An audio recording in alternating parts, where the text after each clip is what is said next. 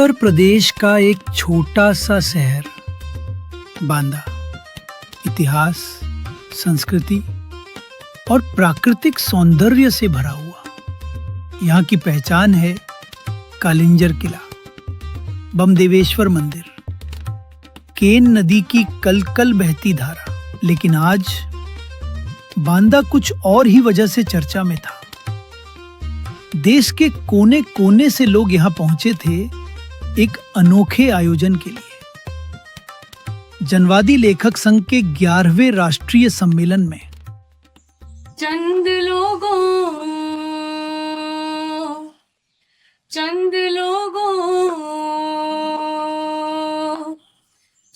लोगों की खुशियों को लेकर चले, वो जो साए में हर मसलहत के पले,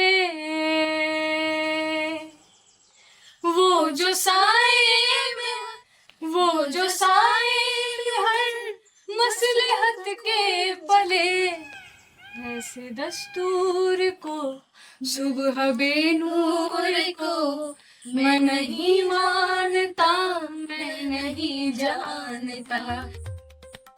3 दिन का यह महोत्सव विचारों, लेखन और संवाद का संगम बना, जहां लेखक, कवि, सामाजिक कार्यकर्ता और विचारक एक साथ आए।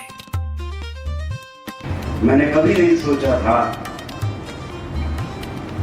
कि बांदा में एक जगह होगी बेहद खूबसूरत, पेड़ों के बीच में इतने सारे मुल्क के लेखक इकट्ठा होंगे और मैं उनके सामने होऊंगा।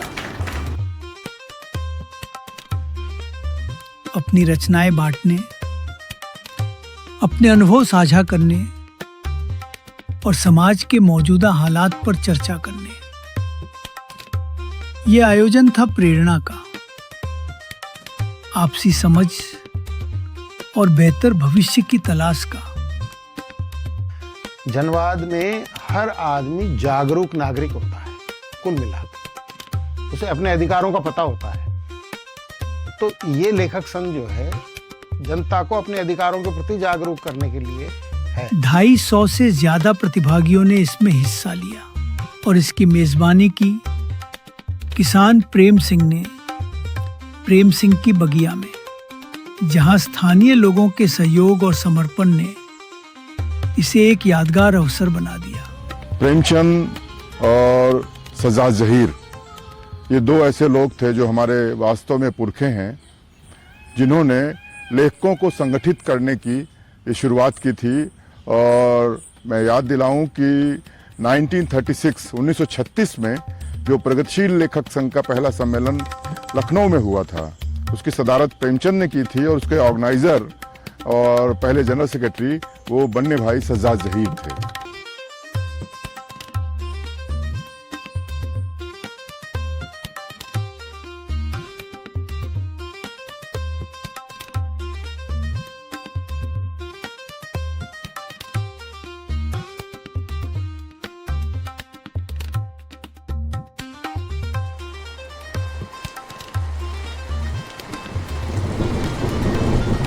बारिश की तेज गर्जना भी उस दिन के जोश को थाम न सकी।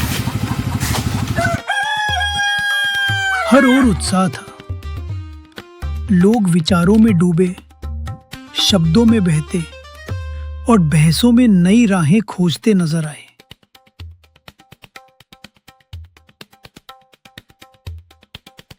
वैकल्पिक साहित्य की किताबें पाठकों को अपने संसार में यूं समेटे हुए थी मानो समय थम गया हो।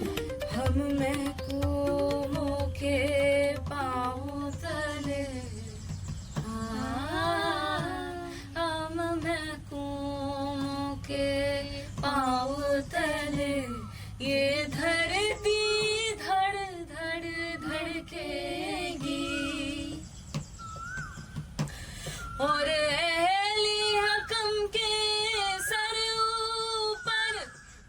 बिजली कड़कड़ कड़के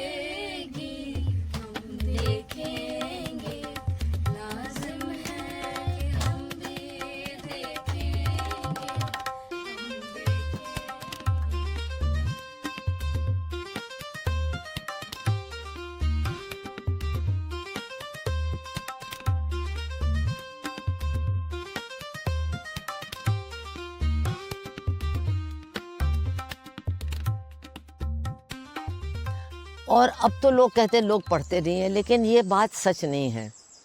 अगर लोगों को वो उपलब्ध कराया जाए जो वो पढ़ना चाहते हैं और सिर्फ बेचा ना जाए, मतलब अगर लाइब्रेरीज़ हों तो हमने देखा है कि लोग पढ़ते हैं। अब जैसे कि मैंने 1 साल पहले अपने घर में ही एक छोटी सी लाइब्रेरी, कुछ जो लाइब्रेरी मूवमेंट के साथ जुड़े हुए लोगों को जगह दे दी। तो बहुत से लोग आते हैं, लेकिन वो दूर दूर भी रहते हैं, तो उनके लिए हमेशा आना, तो वो कहते हैं हम ले जाएं। तो जो लाइब्रेरी देखते थे कहते साहब वो वापस नहीं करेंगे। तो हमने कहा किताब चोरी सबसे अच्छी चोरी होती है, इसको मैं गुनाह नहीं समझती हूँ। अगर कोई किताब चुरा ले क्योंकि उनको पढ़ना है या इतनी अच्छी लगे कि वो रखना चाहते हैं तो ठीक है। ये सिर्फ एक सम्मेलन नहीं था, ये था साहसिक सोच, अटूट उम्मीद और स्नेहमयी साथ की कहानी। बोलो कि सच जिंदा है अब तक।